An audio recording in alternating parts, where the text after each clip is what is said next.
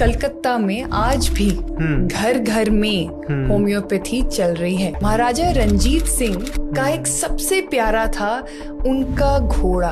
उनके घोड़े को ट्रीट किया उस जर्मन होम्योपैथ। कोई चाय पी रहा था और कॉकरोच चाय में पड़ गया और उसका अस्थमा ठीक हो गया। इंडियन कॉकरोचेस से हम होम्योपैथी दवाई बनाते हैं। आप बिलीव करेंगे उनके आसपास जितने भी लोग थे उन सबकी मृत्यु हो गई। उस टाइम मैंने देखा पावर ऑफ होम्योपैथी। ये लो मदर टिंचर, आओ हमारी फैक्ट्री, देखो कि होम्योपैथी की मेडिसिन कैसे बनती हैं और ये मदर टिंचर पूरी की पूरी पी जाओ। ये तो होम्योपैथी मेडिसिन है, आप कह रहे हो काम नहीं कर रही तो पी जाओ ना, कुछ तो करेगी नहीं आपको। तान्या बख्शी जी जो कि बैक्सन होम्योपैथी कॉलेज से एमडी हैं और गोल्ड मेडलिस्ट रही हैं।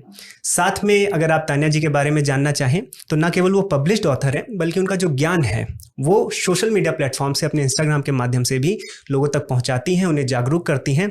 इसलिए वो हेल्थ और वेलनेस इन्फ्लुएंसर भी हैं। और साथ में ना केवल इंडिया में बल्कि चाहे यूके हो, यूएस हो, यूएई हो, बाहर के भी जो पेशेंट्स हैं उन्होंने होम्योपैथी मेडिकल ट्रीटमेंट से सही किए हैं। और उनका उद्देश्य है कि विश्व में जो फ्रंट लाइन मेडिकल ट्रीटमेंट हो वो होम्योपैथी हो। हम आपके इस गोल में आपको शुभकामनाएं देते हैं। तान्या बख्शी जी आपका बहुत बहुत स्वागत है। धन्यवाद। एंड डेफिनेटली आपने इतना अच्छा इंट्रोडक्शन दिया है एंड हम लोग बहुत बहुत बहुत लकी हैं, फॉर्चुनेट हैं एंड कि हम यहाँ आज आ पाए और आपसे आज होम्योपैथी के बारे में चर्चा कर पाएंगे। बहुत बहुत हमारा सौभाग्य है। साथ और ढेर सारी ऐसी चीज़ें हैं जो हमें घरों में मिलती हैं, तो इसलिए होम्योपैथी एक्चुअली घर में से जुड़ी हुई नहीं है, इसलिए बहुत ज़्यादा पता नहीं है। तो होम्योपैथी फर्स्ट ऑफ ऑल ये कुछ बहुत अलग चीज़ है। क्या है? मैं बचपन में वो मीठी मीठी गोलियाँ, मेरे सामने एक सिख परिवार रहता था, ज्ञानी जैल सिंह उनका नाम था, ज्ञानी ज्ञानी जी बोलते थे, वो भी होम्योपैथी बांटते थे। तो मैं बचपन से होम्योपैथी खा रहा हूँ, तो वो मुझे गोलियां दे देते थे, कुछ भी होता था उन्हीं के पास जाते थे। तो तब से बस हमें यही पता है कि कुछ मीठी गोली होती है और वो दे दी जाती है बच्चों को, या कभी कभी कुछ पाउडर भी रहता है। तो हमें जानना है ये होम्योपैथी है क्या, और अगर वो गोलियां हैं, टैबलेट्स हैं, तो एलोपैथी कैसे अलग है और ये कहाँ से आया है, और होम्योपैथी कैसे, मतलब मुझे तो पहले यही समझना है कि होम्योपैथी कैसे अलग है और ये कहाँ से आई है और कैसे इंडिया में अब धीरे धीरे ये ग्रो कर रही है। जैसे आपने अपने घर में देखा कि आपकी मदर काढ़ा बना के देती हैं या हल्दी दूध दे देती हैं या एग्जाम से पहले कुछ गरम दे देती हैं ताकि बच्चा बीमार ना पड़े, है ना। वैसे ही कलकत्ता में आज भी घर घर में होम्योपैथी चल रही है। ऐसी होम्योपैथी चल रही है कि बच्चा होम्योपैथी पे पूरा बड़ा होता है, पलता है सिर्फ होम्योपैथी पे। अब मुझे कैसे पता है? क्योंकि जो मेरे पेशेंट्स हैं जो 25 25 30 35 साल के हैं, वो बोलते हैं हमने बचपन से तो होम्योपैथी खाई है और अच्छा। कलकत्ता में थे तो और बंगाली थे तो हमने तो सिर्फ होम्योपैथी देखी है, वहां पे तो पूरा चलन ही होम्योपैथी का है। तो हमने नॉर्थ में, यूपी में, दिल्ली में फिर भी कम देखी होम्योपैथी, बट कलकत्ता में जहाँ इंस्टीट्यूट था, फर्स्ट इंस्टीट्यूट भी वहीं था, इनफैक्ट NIH जो आज भी है, एंड मेरे ग्रैंडफादर ने वहां से करी थी अपनी होम्योपैथी। सो आज भी होम्योपैथी कलकत्ता में बड़ी फेमस है and first line of treatment है।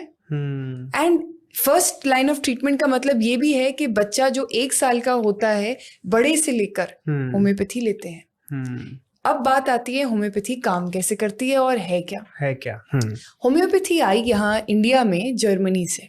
जर्मनी से क्यों आई? क्योंकि वहां पे जब हमारा इंडिया डेवलप हो रहा था 1800 में, जब ये सारी वर्ल्ड वॉर की कहानियां चल रही थी, कुछ जर्मन लोग यहाँ पर आए और वो होम्योपैथी प्रैक्टिस करते थे और उसमें से एक डॉक्टर भी था।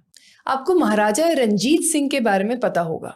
महाराजा रंजीत सिंह का एक सबसे प्यारा था उनका घोड़ा। उनके घोड़े को ट्रीट किया उस जर्मन होम्योपैथ ने और जैसे ही वो घोड़ा ठीक हुआ उनको विश्वास आ गया। तो जैसे विश्वास आया उन्होंने उस होम्योपैथ को बोला कि तुम मुझे भी ट्रीट करो एडिमा के लिए एंड बाकी चीजों के लिए, और वो भी ठीक हो गए। वहां से doctor if I am not wrong doctor Honigberger जब यहाँ पर आए थे और ये सारी कहानी हुई, उसके बाद डॉक्टर लाल सिरकार जो यहाँ पे आज फर्स्ट होम्योपैथ ऑफ इंडिया हैं, अच्छा। उन्होंने टेकअप करी होम्योपैथी। उससे क्या हुआ, 1 से 2, 2 से 3 चलन बढ़ता गया और होम्योपैथ इंडिया में बढ़ते गए और 1800 सन 1900 सन की बात है ये। तो आप सोचो उस टाइम से होम्योपैथी चली आ रही है। अब यहाँ पे वर्ल्ड में कोलेरा हुआ था, वेरेट्रम एल्बम यूज करी गई थी, स्कारलेट फीवर में बेलाडोना यूज करी गई थी, ये एपिडेमिक्स थे। हम दूर कहाँ भाग रहे हैं? हम आज देख लेते हैं, जब कोविड-19 हुआ था क्या लिया था हम सब ने? हमने आर्सेनिक एल्बम ली थी। इनफैक्ट बिकॉज मैं वैक्सीन से आती हूँ तो मुझे पता है कि हमारी होम्योपैथी का चलन क्या था उस टाइम पे। लोगों ने आस्थाइड ली थी वैक्सीन की, एस्पिडोस्पर्मा ली थी और आर्सेनिक एल्बम ली थी, और मार्केट में इन तीनों का स्टॉक खत्म हो गया था क्योंकि हर घर में लोगों ने ओवर स्टॉकिंग कर ली थी। क्यों काम आई है, कैसे काम आई इस टाइम? और उस टाइम कोई क्लिनिकल एनालिसिस तो हुआ नहीं, कोई क्लिनिकल रिजल्ट भी नहीं था कि कोई आर्सेनिक से ठीक हुआ नहीं हुआ। बट आयुष ने बोला कि आप ये खाइए, इससे डेफिनेटली आपकी इम्यूनिटी भी डेवलप रहेगी और एक प्रिकॉशनरी मेजर पे आप सेफ भी रहेंगे। मैं एक पर्सनल एग्जांपल बताती हूँ एपिडेमिक का या पैंडेमिक का। कोविड-19 में जो आज वैक्सीन के CMD हैं डॉक्टर बख्शी, वो एडमिट थे, जो हम बात कर रहे थे गंगाराम अस्पताल में, एंड वहां पर एडमिट थे क्योंकि निमोनिया हो गया था एंड लंग्स में ऑक्सीजन की कैपेसिटी बिल्कुल कम हो गई थी। उससे क्या हुआ, एलोपैथी में गए इमीडिएटली क्योंकि एक्यूट कंडीशन थी। वो होम्योपैथी उन्होंने क्या किया, अपनी वहां पे अस्पताल में बेडरूम के साइड में ऐसे टेबल पर होम्योपैथी मेडिसिन रख ली। तो उन्होंने बोला एलोपैथी डॉक्टर को कि आपका काम है मेरा फीवर तोड़ना, आप मेरा फीवर तोड़िए, आपको जो देना है, एंटीवायरल देनी है, एंटीबैक्टीरियल देनी है, आप दीजिए, मैं अपनी होम्योपैथी साथ लेके चल रहा हूँ और मैं ये खाऊंगा। उन्होंने क्या किया, गंगाराम की बात है, वो एडमिट हैं, उन्होंने होम्योपैथी भी चलाई, यहाँ तक कि जो उनका ट्रीटिंग डॉक्टर था वो कलकत्ता से थे, वो बंगाली थे। तो उन्होंने बोला ठीक है, हम विश्वास करते हैं, आप करिए, हमें पता है होम्योपैथी क्या है। तो उन्होंने अपनी दवाई खाई, ये भी खाई। आप बिलीव करेंगे उनके आसपास जितने भी लोग थे वो उन सब की मृत्यु हो गई। तो आप सोचिए कि उनके आसपास 4-5 लोग थे, उन सब की मृत्यु हो गई। डेड बॉडीज आए दिन उठा रहे थे सारी नर्सेज, मेल नर्सेज, सब डॉक्टर्स, राइट, और वो सर्वाइव करे। और कहते हैं मैं आपका काम है फीवर तोड़ना। 3 दिन में फीवर टूटा, 7वें दिन पे वो ठीक हुए, ऑक्सीजन लेवल वापस आया, होम्योपैथी पूरा टाइम बरकरार रखी। इनफैक्ट हालत ये हो गई थी कि जो भी पेशेंट आता था वार्ड में कहते थे ये लो होम्योपैथी भी ले लो, मैं ले रहा हूँ, फर्क पड़ेगा। उस टाइम मैंने देखा power of homeopathy and proving जो सर ने करी अपने ऊपर। कोविड के टाइम पे सर ने जब आस्थाइड ली, उनने देखा कि जो अस्थमा के सिम्टम्स आ रहे थे, निमोनिया के सिम्टम्स आ रहे थे, ब्रेथलेसनेस, बिल्कुल ऑक्सीजन कैपेसिटी ना होना, बोल ना पाना, ये सारी चीजें बेटर हुई। और मैंने ये भी देखा कई बार कोविड में टेस्ट चला जाता है ना, सर का टेस्ट नहीं गया क्योंकि साथ साथ होम्योपैथी भी चल रही थी, लॉन्ग टर्म प्रिकॉशंस नहीं आए, सारी चीजें touchwood and with God's grace आज सारी चीजें ठीक है। दैट मीन्स एक साइंस और दूसरी साइंस जब मिलती है, जैसे सर ने बताया, एक साथ काम करती है एक गोल के ऊपर जो है हेल्थ, तब काम आती है। एंड होम्योपैथी यहाँ पर जर्मनी से आई तो सही, बट आज वर्ल्ड में सबसे ज्यादा प्रैक्टिस इंडिया में करी जाती है। सबसे ज्यादा मैन्युफैक्चरर्स आज इंडिया में है होम्योपैथी के, सबसे अच्छे कॉलेजेस इंडिया में होम्योपैथी के। आप बाहर जहां जाना है आप चले जाओ, आपको दिखेगा quality of homeopathy is increasing in India. एक स्टडी हुई थी अभी, उन्होंने बताया 70% अर्बन पॉपुलेशन जो नोएडा, गुड़गांव, दिल्ली, बैंगलोर, मुंबई में रह रहे हैं, वो होम्योपैथी प्रेफर कर रहे हैं एंड फर्स्ट लाइन में वो होम्योपैथी प्रेफर कर रहे हैं। और फिर वो बोल रहे हैं कि अच्छा अब हम एलोपैथी पे जाएंगे अगर होम्योपैथी काम नहीं करेगी। दैट मीन्स फेथ, ट्रस्ट, विश्वास बढ़ रहा है होम्योपैथी के ऊपर एंड लोग होम्योपैथी ले रहे हैं। आपको आज पता होगा होम्योपैथी की एक स्टडी हुई थी, होम्योपैथी 600 करोड़ की इंडस्ट्री बन चुकी है आज, जो छोटी नहीं है। एंड बाय 2032 ये $35 बिलियन की इंडस्ट्री बनती जाएगी वर्ल्ड वाइड। तो आप ये सोचो कि by the end of it homeopathy आई तो सही इंडिया में जर्मनी से, बट आज इंडिया की सबसे स्ट्रॉन्गेस्ट, आयुर्वेदा के बाद मैं बोलूंगी, या सबसे नोन साइंस बनने जा रही है। लोगों को लगता है कि एक विधा और नहीं आई है तो इस पर मैं काम करता हूँ। तो या ये था उनका रूट कि कुछ नया मिला है, या ये था कि नहीं ये काम नहीं कर रहा है और अब ये जो नया है इसको ही आगे बढ़ाना है? मतलब मुझे जानना है होम्योपैथी एलोपैथी के आगे एक्सटेंशन थी कि मतलब एक ऑल्टरनेटिव था? बड़ा अच्छा सवाल है। हाँ। हमारे गुरु और होम्योपैथी के founder doctor Christian Friedrich Samuel Hahnemann कहीं ना कहीं जर्मनी में एक स्टूडेंट, आपने जैसे बात करी मुझे लिखना और पढ़ना पसंद है, वैसे उन्हें लिखना और पढ़ना और एज अ स्टूडेंट बड़ा अच्छा लगता था। तो उनका जो जब जन्म हुआ, वो जब बड़े हो रहे थे, तो उनके आसपास उनके पेरेंट्स के पास, उनके माँ बाप के पास इतने पैसे नहीं थे कि वो अपने सारे बच्चों को स्कूल भेज पाए। अच्छा। या सारे बच्चों को सही तरीके की किताबें दे पाएं, सही नॉलेज दे पाएं, और उस टाइम उनकी हालात भी इतने अच्छे नहीं थे बचपन की, उनके बचपने की बात कर रहे हैं। तो उन्होंने पढ़ाई भी कैसे करी कि उनके फादर उन्हें रोज सुबह एक प्रश्न दे के जाते थे। अच्छा। कि आपको इस प्रश्न का उत्तर रेडी रखना है, और वो प्रश्न बुक्स से रिलेटेड या पाइथागोरस थ्योरम से रिलेटेड नहीं था। वो प्रश्न technical knowledge, life knowledge, life skills के रिलेटेड होता था कि आप इस टाइम क्या करेंगे, अगर ऐसा होता है तो आप इसके बारे में बताइए। जब कोई बच्चा ऐसा पला बढ़ता बड़े होता है, उस बच्चे में नॉलेज अपने आप आती है। और उन्होंने, जब उनके पास पैसे नहीं थे एमडी करने के या एमबीबीएस करने के, जैसे आप कह रहे हैं, उन्होंने टीचर्स असिस्टेंट बन के लोगों को जर्मन पढ़ाना शुरू किया। अच्छा। उनको लैटिन भी आती थी, जर्मन भी आती थी, इंग्लिश भी आती थी। तो उन्होंने पढ़ाना शुरू किया, उससे उन्होंने पैसे इकट्ठे करे, पढ़ना शुरू किया कि हमें इंटरेस्ट है फिजिशियन बनने का, और वो बने। उस टाइम पे होम्योपैथी तो थी नहीं, तो होम्योपैथी चूज कैसे करते? 1700 में सिर्फ और सिर्फ एक ही टाइप की साइंस होती थी, और वो उस टाइम थी एलोपैथी या जनरल फिजिशियन, जिसको हम बोलेंगे। अब उस टाइम की एलोपैथी भी बड़ी अलग थी। क्योंकि उस टाइम एलोपैथी काफी डेंजरस थी। कैसे डेंजरस थी? उस टाइम क्या करते थे, ब्लड लेटिंग का सिस्टम होता था, लीचेस का सिस्टम होता था। बीमार हो गए तो आपका ब्लड निकाल दिया जाएगा, तो ड्रेनेज होती थी। पेनफुल कितना होगा? नहीं, ब्लड क्यों निकाल देगा? एग्जैक्टली, ब्लड लेटिंग एक फिनोमेना था हीलिंग का पहले। अच्छा। जो डॉक्टर हैनेमन ने जब अपने सामने देखा, उन्होंने कहा इतना कष्ट करके हम किसी मरीज को हम बदतर बना रहे हैं, इससे अच्छा तो फीवर ही है। इससे अच्छा फीवर ही है। कोई बीमार पड़ता था, उसका खून कम कर दिया जाता था बॉडी में। अच्छा, सो दैट टेम्परेचर बोलते थे, नॉर्मल हो जाए, ऐसा उनको ये लगता था। और कहीं ना कहीं इसकी एक साइंस भी होगी, जो पहले जमाने में, नॉट डॉक्टर हैनेमन, उनकी पूरी साइंस थी पहले, कि जब खून ज्यादा हो जाएगा या खून खराब हो जाएगा, तब थोड़ा खून निकालने से बेहतर हो जाएगा। जो बाद में उन्होंने आई थिंक ये रियलाइज किया कि कहीं ना कहीं जब हम बॉडी में कोई अक्यूट डिजीज ले आएंगे, जैसे कोई अक्यूट इंजरी ले आएंगे, तो जो दूसरी वाली इंजरी होती है ना, जो बॉडी में ऑलरेडी होती है, वो कम हो जाती है। अच्छा, एक दर्द दूसरे दर्द को भुला रहा है। बड़ा दर्द छोटे दर्द को मारता है, ये फैक्ट है। और उस टाइम उन्होंने ये सब देखा। फिर उन्होंने देखा कि मेंटली चैलेंज लोगों को, जिनकी मानसिकता इतनी अच्छी नहीं थी, उन लोगों को इलेक्ट्रिकल शॉक दिया जाता था। इलेक्ट्रिकल शॉक उस टाइम पे देना उनकी बदतर कर रहा था उनकी। और एक्चुअली हम मूवीज में भी देखते हैं आजकल। जी, उस टाइम चल रहा था ये सब। तो अब नहीं होता ये? अब मैंने देखा नहीं है ऐसे प्रैक्टिस होते हुए। मैंने एलोपैथी में भी नहीं इतना प्रोमिनेंटली नहीं देखा मैंने होते हुए, और हर जगह नहीं देखा, बट पहले होता था। डॉक्टर हैनेमन ने जब ये सब देखा, लीचेस देखे, लीचेस कीड़े होते हैं जो आज भी कहीं ना कहीं लोग ले रहे हैं, उनके भी ट्रीटमेंट्स होते थे, तो उन्होंने कहा ये सही नहीं है। उन्होंने देखा कि ये तो और बदतर कर रहा है इंसानों को, क्योंकि आप जितना इंसान को टॉर्चर कर रहे हो, दर्द दे रहे हो, उससे उसकी हालत बदतर हो रही है। तो उन्होंने कहा मैं ये नहीं कर सकता।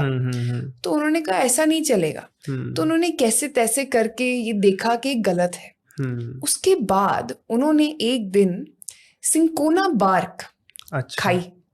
उन्होंने सिंकोना बार्क को चू करना शुरू किया। क्या है ये? सिंकोना बार्क एक कहीं ना कहीं एक प्लांट से बनती है, सिंकोना। आज भी हमारे पास मेडिसिन है होम्योपैथी में, सिंकोना। अच्छा। जो मलेरिया में बहुत अच्छी यूज करी जाती है। क्यों? उसकी प्रूविंग से ही होम्योपैथी का जन्म हुआ।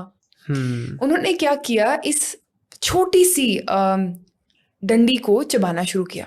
जैसे हम आयुर्वेदा में डंडी कभी कभी डाल देते हैं ना, किसी के प्लांट की या किसी पौधे की, वैसे उन्होंने इसको चबाना शुरू किया कि चलो देखते हैं इसमें भी कुछ है नहीं है।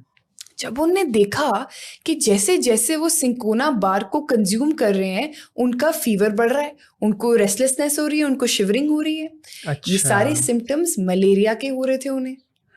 एंड बाद में जाके पता लगा जब रिसर्च हुई कि सिंकोना बार्क में नेचुरल फॉर्म में क्वाइनाइन प्रेजेंट है। अच्छा। तो होम्योपैथी में उनने ये देखा कि एक मेडिसिन या एक प्लांट को लेने से उस प्लांट की प्रूविंग हो जाती है एक हेल्दी कंज्यूमर पर।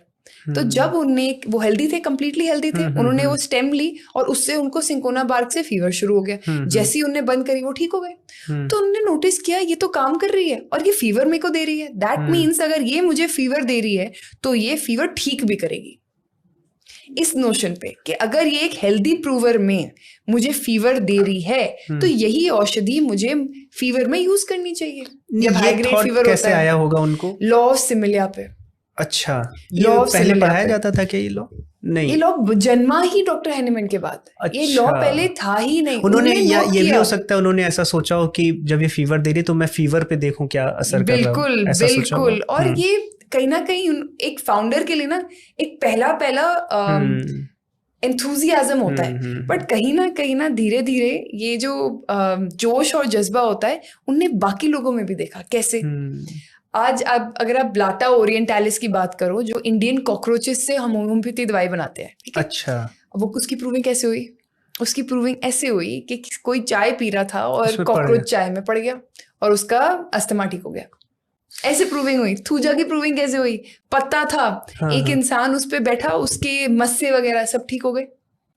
मस्से वॉट्स ठीक हो गए। थूजा का स्प्रे आता है आज भी मार्केट में और वो बड़ा इफेक्टिव है, मदर टिंचर का स्प्रे, क्योंकि एटलीस्ट योर वॉट्स जो यहाँ पे नहीं आ जाते हैं नेक्स्ट पे लोगों के टैग्स में मैंने कम देखा है, वॉट्स में, कॉलीफॉर्म वॉट्स में बहुत हेल्प करता है। तो ऐसे ही ना प्रूविंग हो गई, तो उनको इंटरेस्ट बन गया। फिर उन्होंने अपने आसपास अपनी फैमिली में प्रूविंग करनी शुरू करी। उसके बाद जाके उन्होंने देखा दैट लाइक क्योर्स लाइक, एक प्रिंसिपल है, सिमिलिया सिमिलिबस क्यूरेंटर। अच्छा, उन्होंने ये लैटिन में है जी। अच्छा, उन्होंने इस बेसिस पर एक साइंस बनाई होम्योपैथी, लाइक क्योर्स लाइक। एलियोपैथी अलग होती है, राइट? इसका जब हम स्पेलिंग पढ़ते हैं ना, ऑर्गेनॉन में हमारी बुक में पढ़ते हैं, homeo means similar. So on the basis of how a particular substance, कोई प्लांट, कोई मिनरल, कोई एनिमल सोर्स से दवाई, वो कैसे एक हेल्दी प्रूवर पे रिजल्ट देती है, उस बेसिस पर ये रेमेडीज बनी है और ये पूरी साइंस बनी है। मैं आपको एग्जांपल बताती हूँ। अगर आपको कॉन्स्टेंटली इन्फ्लेमेशन हो रही है, लाल शक्ल हो गई है, रेस्टलेसनेस हो रही है, बिल्कुल साउंड नहीं सुनाने को पड़ रही, बिल्कुल अच्छा नहीं लग रहा, थोड़ी सी भी सेंसेशन तंग कर रही है, मैं बेलाडोना सोचूंगी, मैं इमीडिएटली बेलाडोना सोचूंगी। किसी को भी इन्फ्लेमेशन और रेडनेस हो जाती है, मैं बेलाडोना सोचती हूँ। क्यों? क्योंकि बेलाडोना जब प्रूविंग हुई थी तो उन्होंने ऐसे लाली क्रिएट करी थी, उन्होंने इन्फ्लेमेशन क्रिएट करी थी, बिल्कुल सेंसिटिविटी, ओवर सेंसिटिविटी क्रिएट करी थी। ऐसे ही बहुत ड्रग्स प्रूव हुए और बनी हमारी कीनोट्स, जो हम आज मटीरिया मेडिका में बोलते हैं। हमारी अनेक टाइप की मटीरिया मेडिका है, क्योंकि अनेक ऑथर्स आ गए। होम्योपैथी जब उनने शुरू करी डॉक्टर हैनेमन ने, उसके बाद अनेक ऑथर्स आ गए। डॉक्टर केंट जो एक एलोपैथी डॉक्टर थे, उन्होंने अपनी वाइफ के ऊपर जब होम्योपैथी ट्रीटमेंट देखा, उन्होंने देखा ये तो काम करती है, मैं भी देखूंगा क्या है। आज डॉक्टर केंट की किताबें हर होम्योपैथ के घर में हैं, मैं खुद देखती हूँ आज। पर मैम ये थोड़ा रिस्की नहीं है क्या कि प्रूविंग हम किसी पे करें और मर ही जाए? जो प्रूविंग होती थी कैसे होती थी, अब बताती हूँ कैसे होती थी। लैकेसिस की प्रूविंग बड़ी इंटरेस्टिंग है जी। लैकेसिस एक कहीं ना कहीं सांप है, राइट? सांप के वेनम से लैकेसिस बनता है और ये दवाई हम यूजुअली उन लोगों में देते हैं जिनको मैं आपको बताती हूँ किन लोगों में देते हैं बाद में। अब क्या हुआ, लैकेसिस की जब प्रूविंग हो रही थी तो एक फिजिशियन ने वो प्रूविंग अपने आप के ऊपर करी, क्योंकि उन्होंने बोला मैं कैसे किसी और को हार्म कर सकता हूँ, और वो भी वेनम है। वेनम को इट्स नॉट लाइक आयुर्वेदा कि मैं वेनम का काढ़ा बना रही हूँ और दे रही हूँ, नहीं, वेनम को डाइल्यूट करके उसको पोटेंटाइज करके दिया जाता है। सो मैं एक पार्ट वेनम लेती हूँ, 99 पार्ट्स ENA लेती हूँ, मेडिसिनल अल्कोहल। क्यों? बिकॉज अल्कोहल क्यों चूज किया गया? क्योंकि ENA जो मेडिसिनल अल्कोहल है वो आपका नेचुरल प्रिजर्वेटिव है, the most natural preservative on earth is that. वरना तो मैं हर चीज में आर्टिफिशियल प्रिजर्वेटिव डाल दूं और कोई भी डाल दे, वो सेफ नहीं है।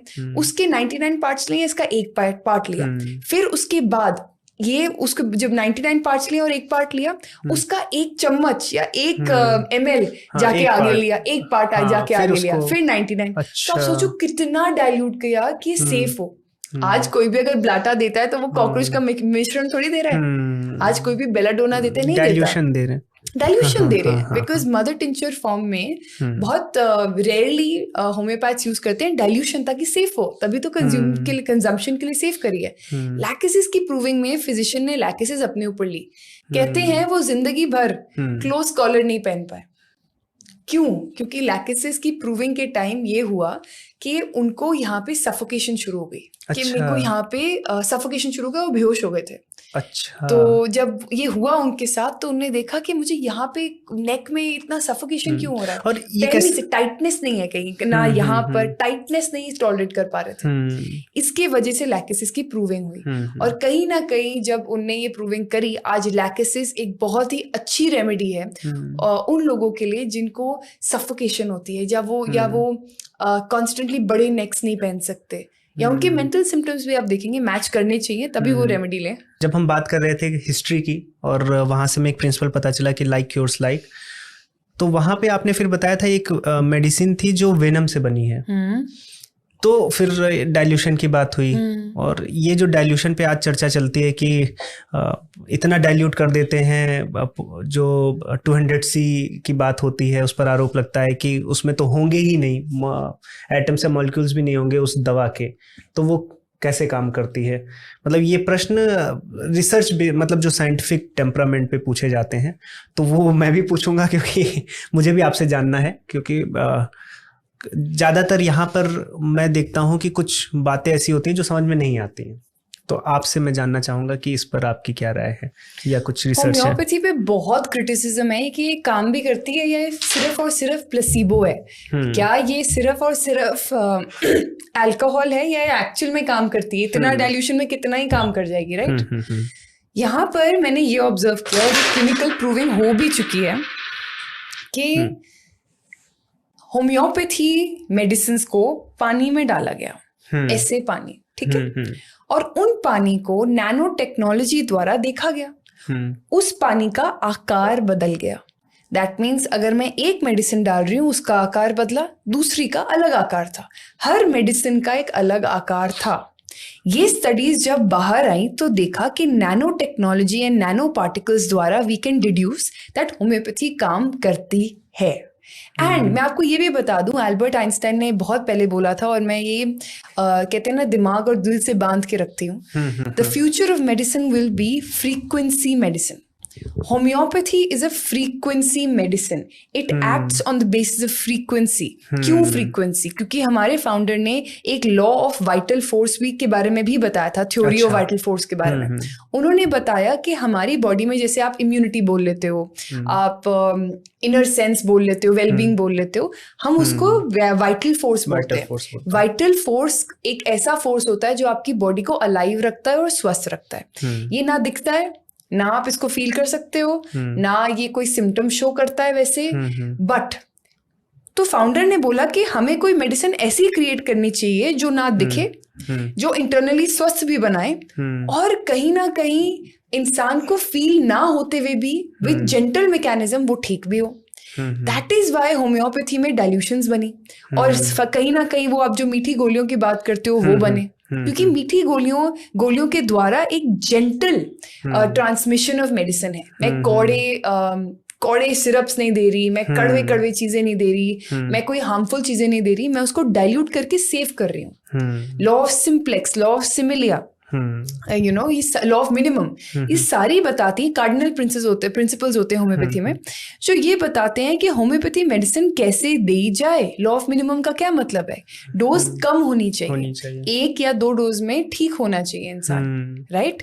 अब आप ये भी पूछोगे कि ये कैसे काम करती है 1 या 2 डोज में, कैसे डाइल्यूशन? और इसमें ये भी पूछते हैं, क्योंकि बोलते हैं ना कि 10 मिनट में ले लेना, आधे घंटे में लेना, कई बार पूरे दिन चलती है। हाँ बिल्कुल, ये 10 आधे घंटे depends on the case and depends on how severe it is. मैंने ये भी देखा है दैट फीवर को जब हम मारते हैं ना, पैरासीटामोल, क्रोसिन या एनी फीवर रिड्यूसिंग मेडिसिन से, तब आपका कहीं ना कहीं इम्यून सिस्टम वीक होता जाता है, क्योंकि आपकी बॉडी इंटेलिजेंट इनफ है। वो फीवर इसलिए क्रिएट कर रही है क्योंकि उसको हॉट टेम्परेचर पे वायरसेस और बैक्टीरिया मारने हैं। तो मेरा ये मानना है कि आप अगर रिड्यूस भी कर रहे हो, आप अपने कहते हैं ना सफरिंग कम करने के लिए कर रहे हो, हाँ। तो उस चीज के लिए तो आप फिर वही जीरे का पानी जो मैंने बोला, फीवोएड आती है वैक्सीन में, वो बहुत अच्छी होती है, लोग बहुत लेते हैं, एंड मैंने वो भी ट्राई करी है, पेशेंट्स में काम करती है, एंड मैंने थ्रोटेड पे भी डाला उसे। तो that depends on what the symptom is.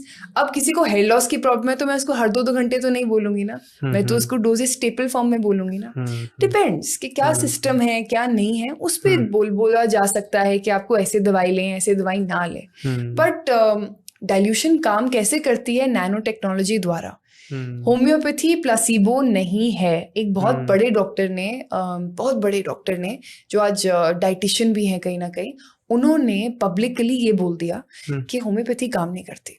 तो अच्छा। एक डॉक्टर ने, मैंने खुद ने लिखा वहां पे, ये लो मदर टिंचर, आओ हमारी फैक्ट्री, देखो कि होम्योपैथी की मेडिसिन कैसे बनती हैं, और ये मदर टिंचर पूरी की पूरी पी जाओ। ये तो होम्योपैथी मेडिसिन है, आप कह रहे हो काम नहीं करती तो पी जाओ ना, कुछ तो करेगी नहीं आपको, काम तो करती नहीं है। ऑफ कोर्स काम करेगी। हर मदर टिंचर में एक्टिव प्रिंसिपल होता है, हर एक्टिव प्रिंसिपल आपको रिजल्ट देता है। अगर आप ये बोलते हो होम्योपैथी काम नहीं करती, प्लीज होम्योपैथी के सोर्सेज चेक करो। मदर टिंचर क्या होता है मैम?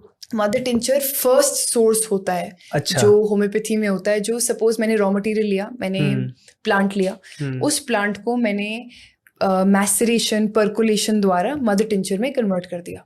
एक प्रोसेस होता है, उससे डाइल्यूशन बनते हैं। Yes, mother tincture is the mother source of all your medicines. Mother tinctures कहते हैं आप आयुर्वेद में कहीं ना कहीं काढ़ा जो बोलते हैं एक मेडिसिन का, हम इसमें बोलते हैं मदर टिंचर। इसमें डिफरेंस क्या होता है कि आयुर्वेदा मेडिसिन अलग तरीके से बनती है, ये बनती है with principles of homeopathy pharmacopoeia of India.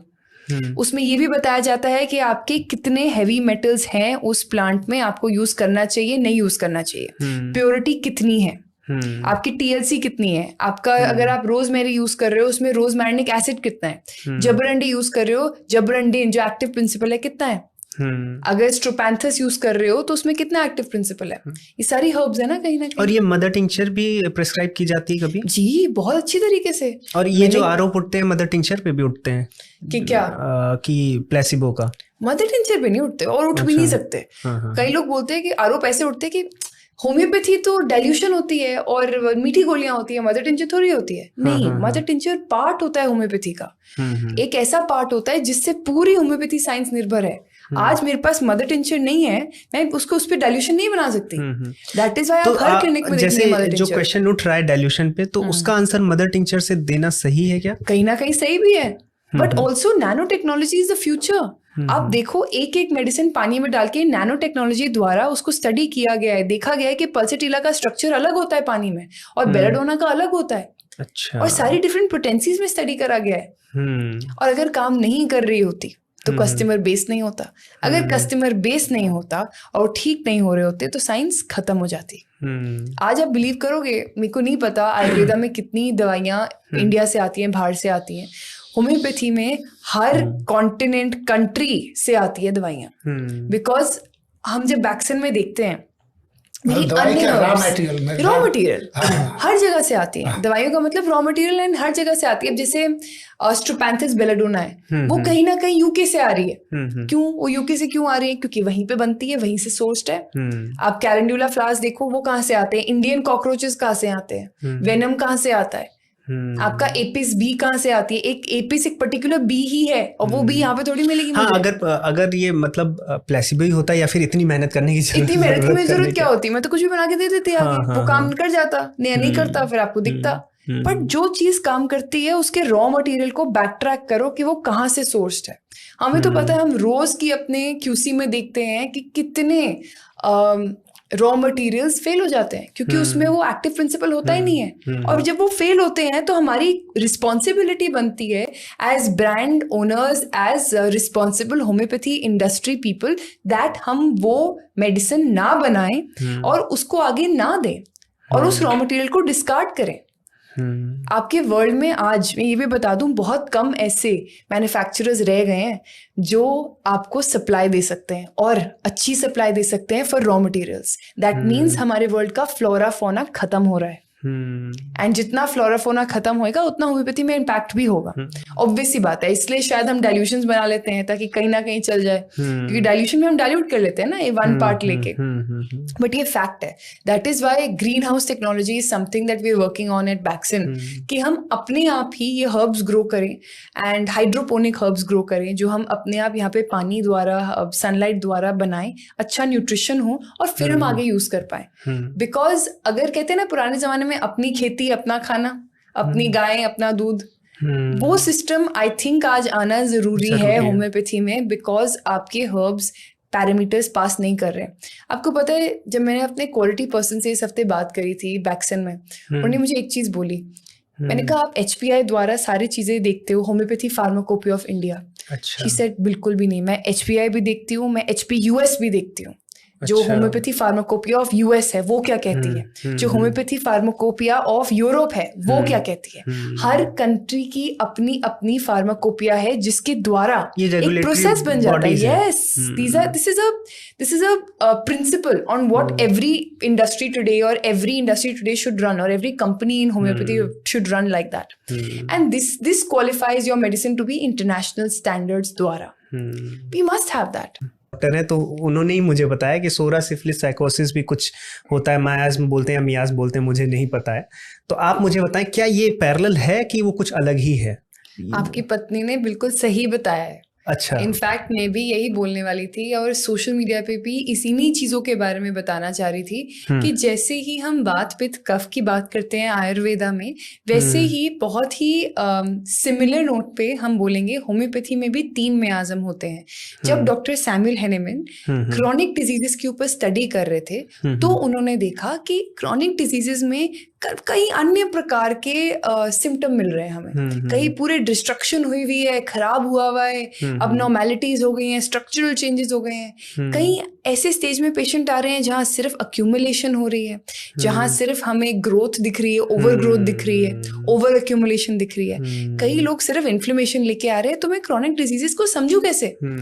तो उन्होंने सोरा, साइकोटिक एंड सिफिलिटिक मियाज़म, इन तीनों को अलग अलग मैंने क्यों बोला, एक ऑर्डर में क्यों बोला, क्योंकि सोरा सबसे पहला स्टेज होता है, साइकोटिक दूसरा स्टेज होता है, अच्छा, सिफिलिटिक तीसरा स्टेज होता है। इनको स्टेजेस में भी आप बोल सकते हो जब डिजीज प्रोग्रेशन होती है क्रॉनिक डिजीज में, और आप ये भी बोल सकते हो सोरा का मतलब है इन्फ्लेमेशन, पित्त जैसे आप बोलते हो, उसका सिंपल मतलब ये भी हो सकता है इच। एंड यूजुअली मैं कहती हूँ जो पेशेंट क्लिनिक में आता है वो सोरा होता ही होता है, क्रॉनिक डिजीज लेके जो आता है उसमें इन्फ्लेमेशन होती ही होती है। टुडे सर ने क्या बोला, सर ने कहा था कि हेल्दी लोगों के ऊपर हमने बताया ना प्रूविंग करी गई है, या हेल्दी मानसिकता और शरीर के सारी औषधिज लेके हम बोलते हैं कि वो हेल्दी इंसान है। WHO भी यही बोलता है कि मेंटल हेल्थ फिजिकल हेल्थ एक है। वैसे ही सोरा, सिफिलिटिक और साइकोटिक मियाज़म में तीनों में हम मेंटल और फिजिकल हेल्थ दोनों लेते हैं। तो जितने भी अब पेशेंट मैंने देखा है क्लिनिक में आ रहे हैं वो कहीं ना कहीं सोरा मियाज़म लेके आ रहे हैं, क्योंकि उनमें इन्फ्लेमेशन है, इचिंग है। अगर वो हेल्दी होते तो आते नहीं ना हमारे क्लिनिक्स में। दूसरा होता है साइकोटिक।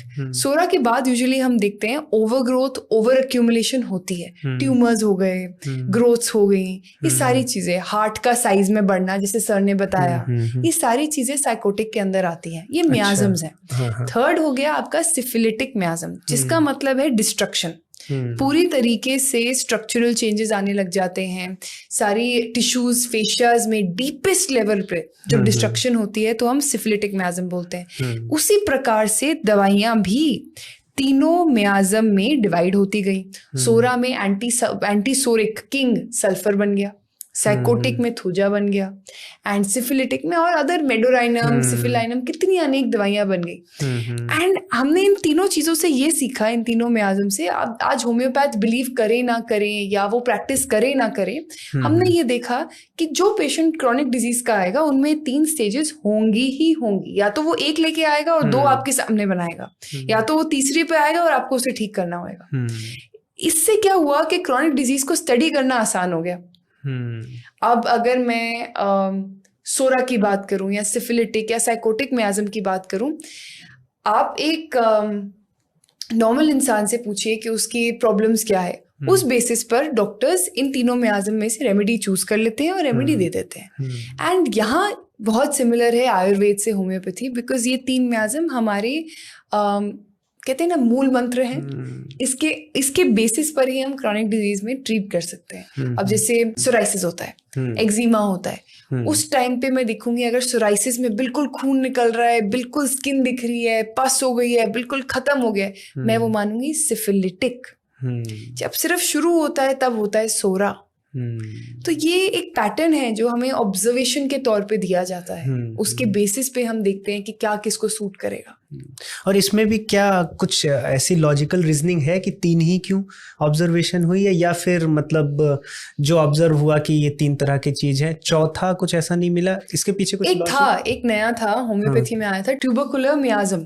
अच्छा, ट्यूबरकुलर मियाज़म जब निकला वो नया था कंपेयर टू ये 3, बट मैंने जो नोट किया इन तीनों से ही आज तक में सारे केसेस निकलते हैं। क्या होता है ना, homeopathy is still an evolving science. अब मैं ट्यूबरकुलर मियाज़म बोलूं, सोरा बोलूं, साइकोटिक बोलूं, सिफिलिटिक बोलूं, मुझे लगता है कहीं ना कहीं आज भी नए नए इन्वेंशंस हो रहे हैं। कोई आज नया मियाज़म भी लेके आ सकता है, और 2 मियाज़म मिल भी सकते हैं, जैसे वात पित्त मिल सकता है, वात कफ मिल सकता है, सोरा सिफिलिटिक भी तो मिल सकता है। मैं उसको सोरा सिफिलिटिक भी तो बोल सकती हूँ। जैसे कलर्स में होता है, आरजीबी है लेकिन वो अलग अलग कलर्स और 3 भेदभाव इसलिए भी होंगे क्योंकि कहीं ना कहीं 3 स्टेजेस है ना, डिस्ट्रक्शन के बाद तो डेथ है।